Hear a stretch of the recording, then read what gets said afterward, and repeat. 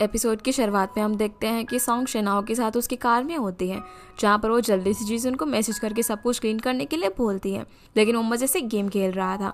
Song भी उसे बार बार message करती रहती जब तक वो उसका मैसेज नहीं देख लेता।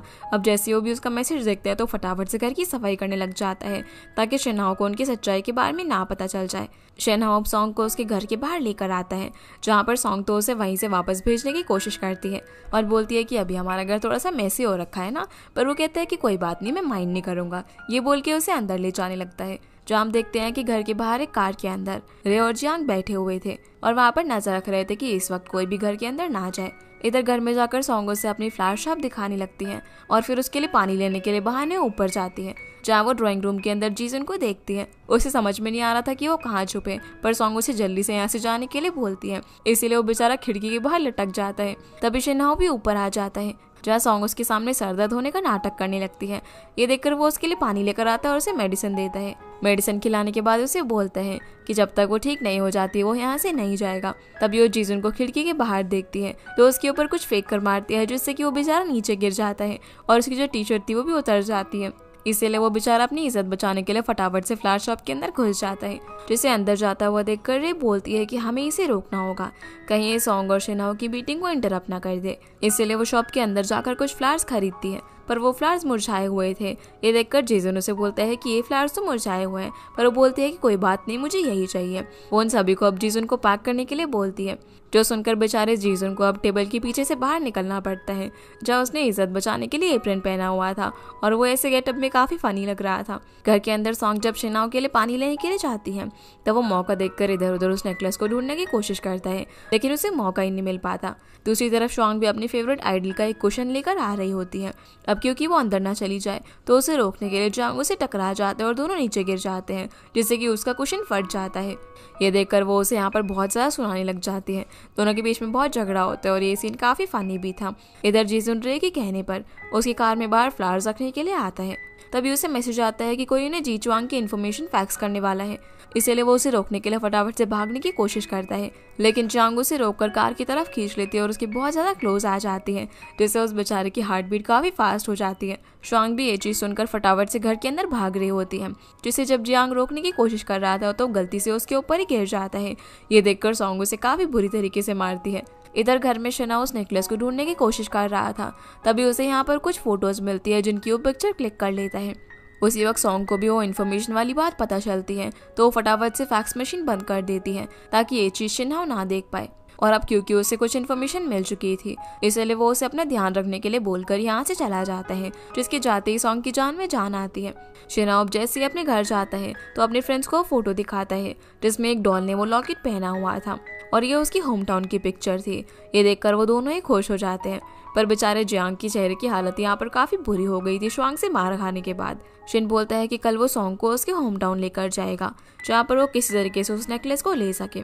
फिर हम सॉन्ग और उसके दोस्तों को देखते हैं। ये तीनों ही आज उनके साथ क्या क्या हुआ इस सब के बारे में सोच रहे थे। जीजुन रे के बारे में सोच सोच कर ब्लश कर रहा था। रे भी यहाँ पर उन फ्लावर्स को डस्टबिन में फेंकने वाली थी, लेकिन वो ऐसा नहीं करती। शुआंग भी गुस्से में जियांग के बारे में सोच रही थी और बेचारा जियांग भी अपनी चोट की दर्द की वजह से शुआंग को याद कर रहा था। इसके अलावा सॉन्ग और शिनहाओ भी दोनों एक दूसरे के बारे में सोच रहे थे ये कैसे उन दोनों ने एक दूसरे के साथ अपना डे स्पेंड किया। अगले दिन अब शिनहाओ सॉन्ग को लेने के लिए आता है और दोनों बोट से उसके होम टाउन जाते हैं। अब वो लोग वहाँ पर घूम ही रहे थे, पर तभी वहाँ पर शिलिन भी आ जाता है, जो सॉन्ग को फिर से देखकर उसके पीछे पड़ जाता है, जिससे बचने के लिए सॉन्ग उसे बोल देती है कि हम तो बोट से घूमने जाने वाले हैं, तो वहाँ से जाकर टिकट ले आओ वरना सारे टिकट सोल्ड आउट हो जाएंगी। जो सुनकर सेलिन टिकट लेकर बोट में बैठ जाता है और उनका वेट करने लग जाता है, पर बोट चल पड़ती है। ये देखकर वो बेचारा बाहर निकलने का ट्राई करता है। तभी सॉन्ग और शिनहाओ भी किनारे पर आकर उसे बोलते हैं कि हम लोग आने में लेट हो गए, पर तुम दूसरे आइलैंड पर पहुंचो और हम तुम्हारे पीछे पीछे आ रहे हैं। जिन्हें देखकर जब वो बेचारा निकलने की कोशिश करता है तो गलती से उसका फोन और पर्स दोनों ही पानी के अंदर गिर जाते हैं, जिसे ऐसे देखकर ही दोनों हंस रहे थे। जिसके बाद सॉन्ग शिनहाओ को अपने पूरा होम टाउन घुमाने लग जाती है और फिर उसे लेकर एक लाइट हाउस के अंदर जाती है, जहाँ वो लोग पूरा टाउन को देख रहे थे। जिस बीच सॉन्ग एक गाने को गुनगुनाने लग जाती है और बताती है कि कैसे वो अक्सर बचपन में यहाँ पर आया करती थी। अब ऐसे ही घूमते घूमते लोग शाम के टाइम सॉन्ग के घर के पास आते हैं, जहाँ पर सॉन्ग को उसकी मॉम डैड की याद आती है। वो बोलती है कि उसकी मॉम एक दिन रात तक घर नहीं आई थी, जिस वजह से वो काफी डर गई थी। अब ये दोनों ही सॉन्ग के घर के अंदर जाते हैं, जहाँ जाकर वो अपनी मॉम की पुरानी यादों को याद करके काफ़ी सैड हो जाती है। वहाँ पर वो डॉल भी थी जिसे देखकर वो स्माइल करने लगती है और उसे फ्लैशबैक आता है जहाँ उसे एक कॉल आया था कि उसकी मॉम का एक्सीडेंट हो गया है, जो सुनकर वो काफ़ी ज़्यादा रो रही थी। वो काफ़ी इमोशनल हो जाती है तो शिनाओ उसे कंफर्ट फील कराता है, जिसके बाद सॉन्ग्स हो जाती है। तभी शिनाओ को जियांग का मैसेज आता है। वो उससे अपडेट पूछता है कि क्या उसे वो लॉकेट मिला, क्योंकि अगली सुबह शेयर होल्डर्स की मीटिंग थी। शिनाओ बताता है कि अभी तक वो उसे नहीं मिला है और वो यहाँ से निकल भी नहीं पा रहा है, जो सुनकर लियांग उसे किसी भी तरह सुबह तक वहाँ पर आने के लिए बोलता है, जिस बात का शिन कोई भी जवाब नहीं देता। अगली सुबह हम देखते हैं कि कमरे में सभी लोग शिनहाओ का वेट कर रहे थे, लेकिन वो वहाँ पर अभी तक नहीं आया था, जिससे कि सभी लोगों को लगता है कि वो लॉकेट नहीं ढूंढ पाया। पर तभी शिनहाओ और जियांग वहाँ पर आकर उन लोगों को लॉकेट दिखाते हैं, जिससे कि अब वो कंपनी का नया CEO बन गया था। इधर सॉन्ग भी कॉल करके सॉन्ग को उठाती है, जो कि अपने घर के अंदर सो रही थी। जब सॉन्ग उस लॉकेट का फोटो देखती है तो उसे रियलाइज होता है कि ये तो उसी का लॉकेट है, जो कि उसे उसके बचपन के फ्रेंड जी चुआंग ने दिया था, जिसे वो जुआंग के नाम से जानती थी। लेकिन अगर शिनहाओ जी चुआंग होता तो उसे उसके साथ बिताए हुए बचपन के मोमेंट याद होते। इसीलिए अब उसे समझ में आ जाता है कि ये पर्सन झूठा है, जो कि जी चुआंग की आइडेंटिटी चुरा कर यहाँ पर आया हुआ है। इधर शिनहाओ जब प्रेस कॉन्फ्रेंस के अंदर होता है, तभी सॉन्ग वहाँ पर आकर उसे बोलने लग जाती है कि तुम ना एक नंबर के झूठे हो, और यहाँ पर वो सभी को बताने वाली होती है कि कैसे वो जी चुआंग नहीं है। लेकिन जैसे ही सॉन्ग उसकी आंखों में दिखता है तो इस बार वो हिप्नोटाइज हो जाता है और वो उसके पास आकर सभी के सामने उसे किस कर देता है, जो देखकर सभी लोग शॉक हो जाते हैं। शिनहाओ को भी समझ नहीं आता कि आखिर उसने क्या कर दिया, और वो सॉन्ग को यहाँ से लेकर भाग जाता है। लेकिन जब भी वो सॉन्ग को देख रहा था तो वो आउट ऑफ कंट्रोल हो जा रहा था। इसके बाद हम मिस्टर जी और मिस्टर शेन को देखते हैं, जो कि सॉन्ग के बारे में इन्फॉर्मेशन निकलवाते हैं, जिसकी सारी डिटेल्स देखकर मिस्टर शेन को याद आता है कि इनको ही उन्होंने शिन का लॉकेट लाने के लिए बोला था, लेकिन वो ये काम नहीं कर पाई। फिर हम सॉन्ग को देखते हैं, जो कि बहुत ज़्यादा अपसेट थी क्योंकि वो अपना टास्क पूरा नहीं कर पाई थी। सॉन्ग और जीजन भी इस बार में ही बात कर रहे थे। जैसे ही सॉन्ग वहाँ पर आती है तभी शुआंग बोलती है कि उस पर्सन का नाम जी चुआंग नहीं बल्कि शिनहाओ है, वो अब्रॉड से आया, हमने उसकी इन्फॉर्मेशन निकाली है। उसी वक्त इन लोगों को एक मैसेज आता है और ये मैसेज मिस्टर शेन ने किया था, जो कि उसे मिलने के लिए बुलाता है।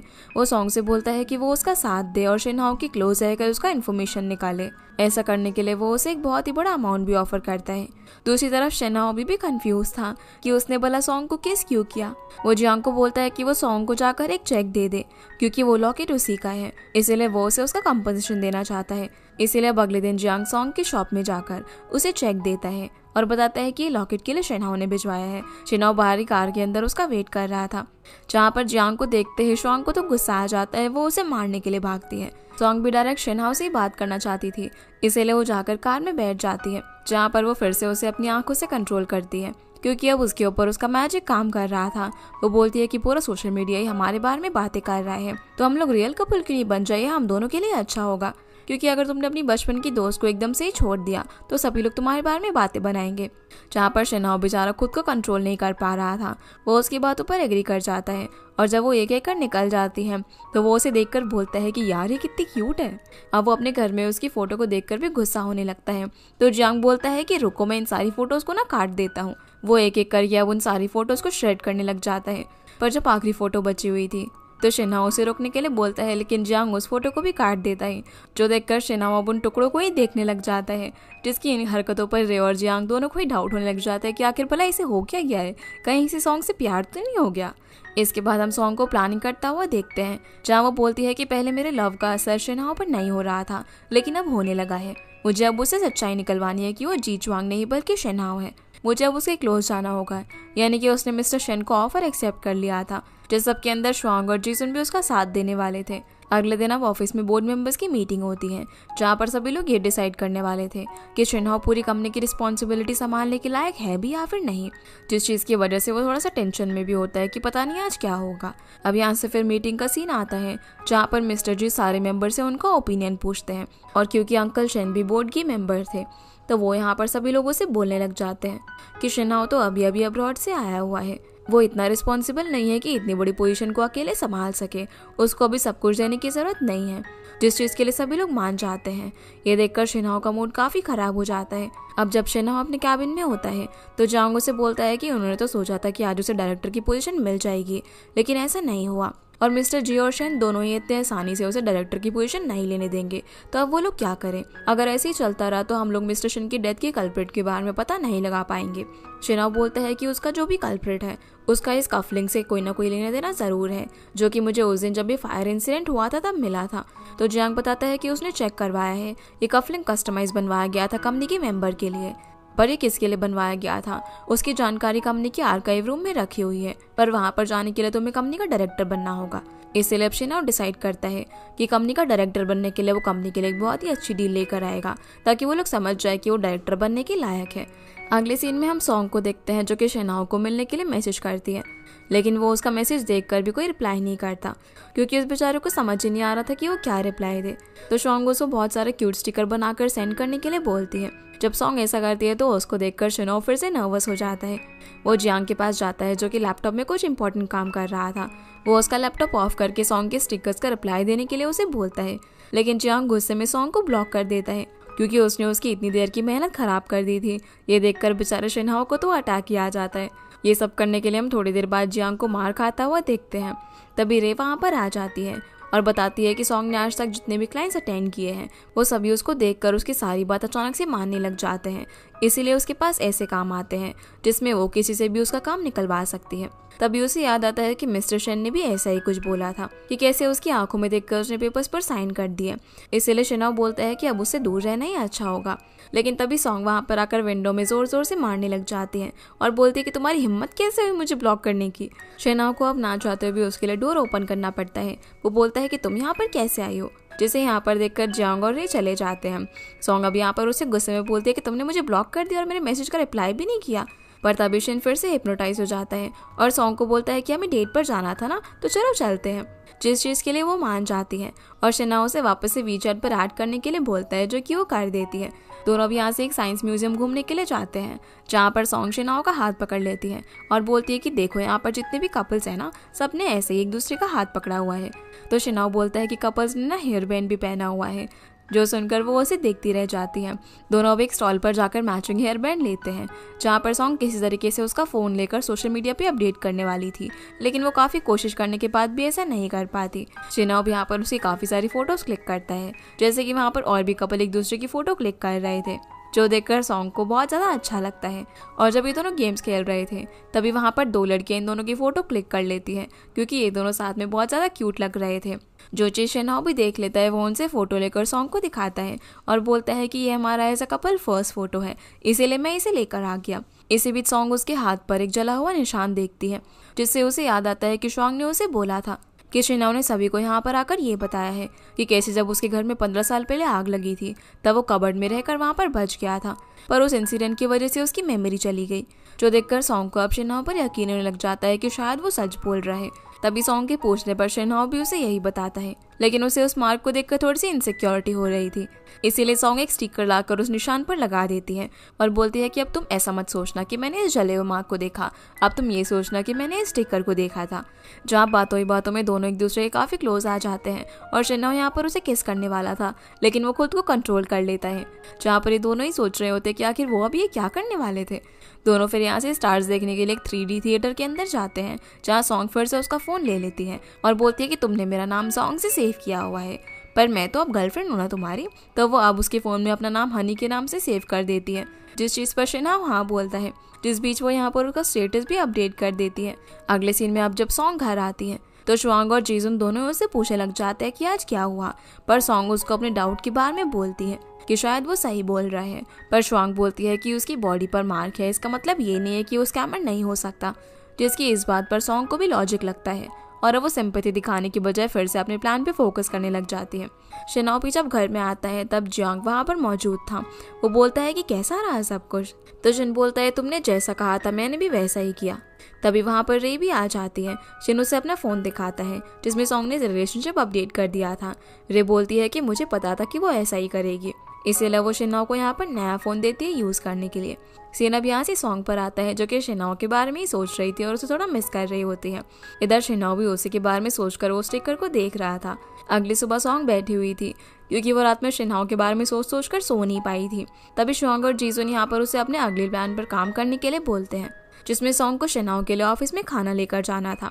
तीनों अब मिलकर किसी तरीके से एक्सपेरिमेंट कर करके पहली बार खाना बनाते हैं, जिसके अंदर वो किचन में आग भी लगा देते हैं। फिर लंच को लेकर सॉन्ग शेन के ऑफिस में जाती है, जहाँ उसके आते ही शेनाओ एक फाइल को ड्रॉअर के अंदर रख देता है। वो यहाँ पर अब उसे खाना खाने के लिए देती है, जिसकी शक्ल एकदम जले हुए खाने की तरह थी, लेकिन फिर भी शेनाओ उसे पूरा खा जाता है। उस बेचारे की हालत काफ़ी ख़राब हो रही थी, लेकिन वो कुछ बोलता नहीं है। वो खाना ख़त्म करके बहाने से बाहर जाता है और जियांग के कैबिन में जाकर पेट दर्द की दवाई खाता है। यहाँ पर हम देखते हैं कि असल में शेनाओ को पता था कि सॉन्ग यहाँ पर ज़रूर आएगी, इसीलिए उसने पहले से अपने कैबिन के अंदर एक सीसीटीवी कैमरा लगवाया हुआ था, जिसकी फुटेज वो जियांग के रूम में से देख रहा था कि कैसे सॉन्ग ड्रॉअर से उसके डॉक्यूमेंट निकाल कर चेक कर रही होती है, जिसमें कल अब्रॉड जाने की एक टिकट थी।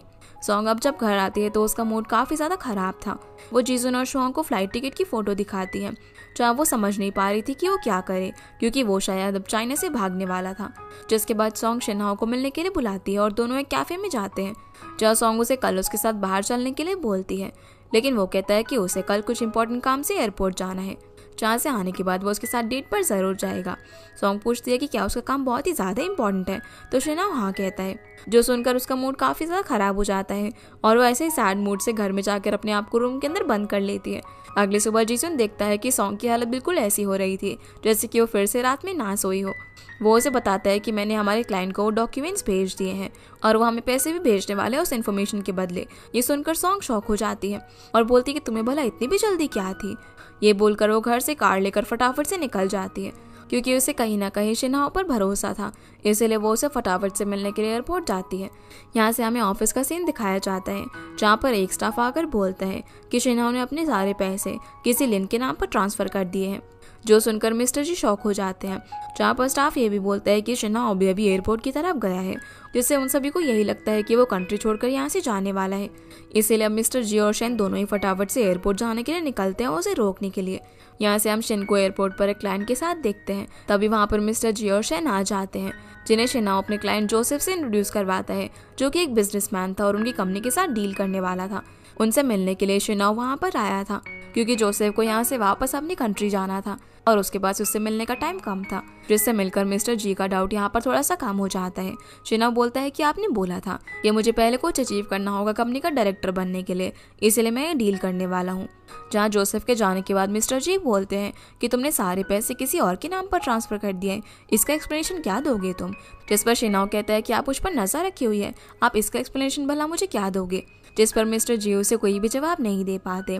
फिर वो शेनाओ को सॉरी बोलकर यहाँ से चले जाते हैं, जिनके जाते ही वहाँ पर सॉन्ग आती है और बोलती है कि तो ये सब तुम्हारा प्लान था, सब कुछ फेक था ना, क्योंकि उसे सॉन्ग के मूव्स के बारे में पहले से ही पता था और वो सिर्फ नाटक कर रहा था ताकि वो जानबूझकर सब कुछ एक्सपोज कर सके।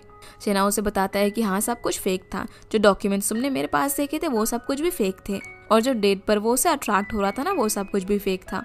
जैसे सॉन्ग उसके साथ ड्रामा कर रही थी वैसे वो भी उसके साथ ड्रामा कर रहा था, जो सुनकर सॉन्ग को बहुत ज़्यादा बुरा फील होता है, क्योंकि वो कहीं ना कहीं उसे पसंद करने लगी थी और उसने ऊपर स्पाई किया।